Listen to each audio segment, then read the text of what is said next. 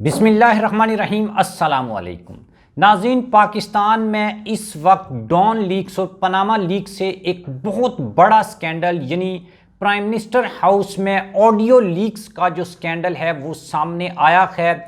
इसको हम कई पहलू से देख सकते हैं। एक तो इसको बहुत बड़ा सिक्योरिटी ब्रीच कहा जा सकता है, यानी कि पाकिस्तान की सबसे बड़ी, सबसे अहम और जो सबसे हसास तरीन जो प्लेस है यानी प्राइम मिनिस्टर हाउस, जहां पर फॉरेन कंट्रीज के हेड आते हैं, जहां पर पाकिस्तान के बड़े बड़े फैसले होते हैं, पाकिस्तान के सिक्योरिटी चीफ्स आते हैं।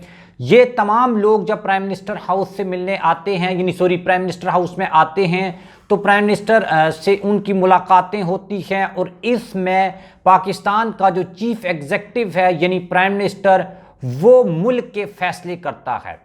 अब पाकिस्तान के प्राइम मिनिस्टर ने जिस भी शख्स से प्राइम मिनिस्टर हाउस में जो भी बात की है वो आपको डार्क वेब के ऊपर नज़र आएगी।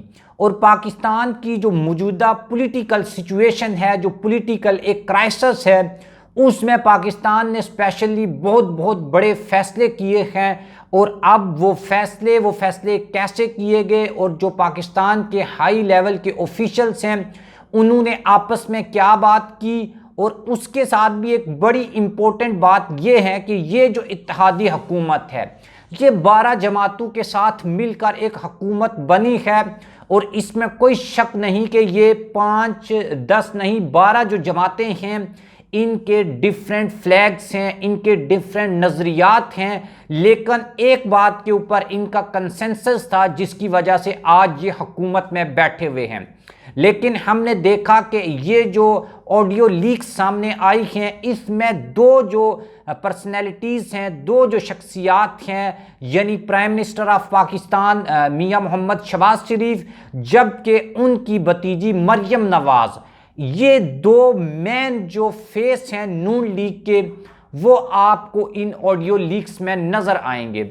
मरियम नवाज़ ने मिफ्ता इस्माइल के बारे में जो ज़बान इस्तेमाल की, जो बातें उनके बारे में की प्राइम मिनिस्टर से, उससे दिल बर्दाश्ता होकर मुफ्ता इस्माइल ने ना सिर्फ इस्तीफ़ा दिया है बल्कि वो अब नून लीग में काफ़ी नाराज़ नज़र आते हैं। उन्होंने इस्तीफ़ा भी पेश कर दिया है। इसहाक डार वापस आ गए हैं। नए आर्मी चीफ की तैनाती होनी है और उसका फैसला जो है वो डेफिनेटली प्राइम मिनिस्टर हाउस में या तो हो चुका है या होने वाला है। अगर तो हो चुका है तो वो भी फिर इन ऑडियो लीक्स में आएगा कि किस लीडर ने क्या बात की है।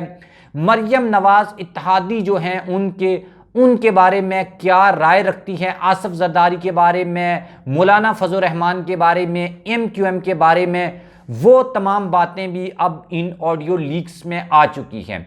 इसका डायरेक्टली या इनडायरेक्टली फ़ायदा साबिक प्राइम मिनिस्टर इमरान खान को ज़रूर होगा।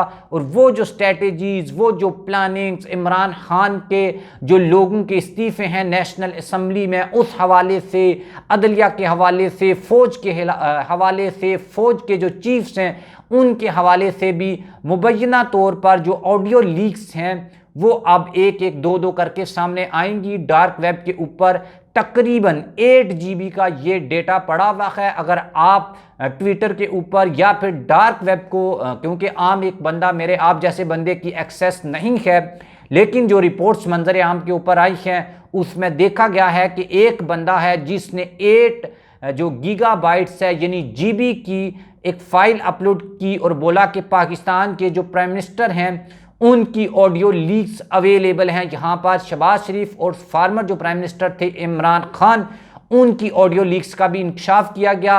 नीचे लोग कमेंट्स करते हैं कि हमें कैसे पता है कि इसमें प्राइम मिनिस्टर हाउस की जो ऑडियो हैं वो हैं। तो फिर उन्होंने 3 ऑडियोज़ लीक्स की। उसके बाद मज़ीद जो है वो अब ऑडियो सामने आ रही हैं। अगर वहाँ पर कोई बंदा ये डेटा बाय कर लेता है, तकरीबन $3 लाख यानी पाकिस्तान का 6-7 करोड़ जो रुपीज़ हैं वो बनते हैं, उसके इवज़ ये डेटा अभी डार्क वेब के ऊपर अवेलेबल है। जो भी उस हैकर को ये प्रोवाइड करेगा उसको ये डाटा मिल जाएगा।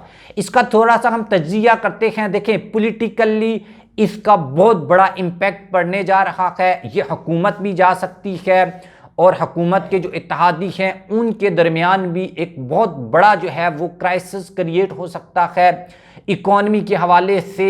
यानी कि ये एक तरीके से इस हुकूमत को डमाडोल कर दिया है इस ऑडियो लीक्स ने। इसके ऊपर अब प्राइम मिनिस्टर ने एक हाई लेवल की मीटिंग भी अनाउंस की है, नेशनल सिक्योरिटी की एक मीटिंग भी होगी। अगेन ये प्राइम मिनिस्टर हाउस में होगी, तो सवाल ये पैदा होता है कि क्या प्राइम मिनिस्टर हाउस में अब इस हाई लेवल की जो मीटिंग है वो हो भी सकती है या नहीं है। सिक्योरिटी क्लियरेंस के हवाले से भी सवालात उठ रहे हैं कि पाकिस्तान का जो प्राइम मिनिस्टर हाउस है उसकी सिक्योरिटी आईबी के ज़िम्मे है और आईबी के लोग क्या कर रहे थे। कुछ लोग इसको तहरीक इंसाफ के साथ जोड़ रहे हैं कि मे बी उस दौर में ऐसी कोई प्लानिंग की गई हो कि किस तरीके से ये जो बग है वो क्रिएट करना है प्राइम मिनिस्टर हाउस में। माजी में अगर हम देखें तो पाकिस्तान के जो साबिक वज़ीर दाखिला थे रहमान मलिक, जो अब इस दुनिया में नहीं है, उन्होंने बारहा दफ़ा इस बात का इंकशाफ किया था कि दो जो दोस्त ममालिक हैं उनकी एम्बेसीज से प्राइम मिनिस्टर हाउस की तरफ कुछ सिग्नल्स जाते हैं जो वहाँ पर हैकिंग, बग या रिकॉर्डिंग ऑडियोज़ के हवाले से कुछ डाटा जो है वो चोरी करने की कोशिश की जाती है। और ऐसा भी बारहा दफ़ा हुआ कि पाकिस्तान के हाई लेवल्स जो ऑफिशियल्स की मीटिंग भी डिले करनी पड़ी, कैंसिल करनी पड़ी ताकि सिक्योरिटी रिस्क होने की वजह से। लेकिन ये 8 GB का डेटा अगर आप इसको मज़ीद डीकोड करें तो आपको अंदाज़ा होगा कि अगर आप 40 इंडियन मूवीज़ देखें जो 2 घंटे से 2.5 घंटे की मूवीज़ हों तो ये इतना डाटा बनता है। और अगर आप 8 घंटे रोज़ जो हैं वो इन ऑडियोज़ को सुने तो आपको 14-15 दिन लगेंगे। ये इतना बड़ा डाटा है और इस डाटा को एनालाइज करने के बाद यही जो है बात सामने आती है कि हर जो ऑडियो अभी तक सामने आई है उसमें प्राइम मिनिस्टर जो हैं वो कॉमन है, यानी वो हर ऑडियो में है। जबकि ये जो ऑडियो है इसके हवाले से जो उससे भी बड़ा इंकशाफ है कि ये कोई डिवाइस है जो कभी पास होती है प्राइम मिनिस्टर के, कभी थोड़ा सा दूर पड़ी होती है, तो उससे ये रिकॉर्डिंग होती है जिसमें नॉइज़ भी आती है, एयर कंडीशन या जो फ़ैन है उसकी आवाज़ तक भी इसमें रिकॉर्ड हो रही होती है। और इस ऑडियो लीक्स का इंटरनेशनल लेवल के ऊपर पाकिस्तान का जो इमेज है उसके ऊपर क्या इम्पैक्ट पड़ेगा।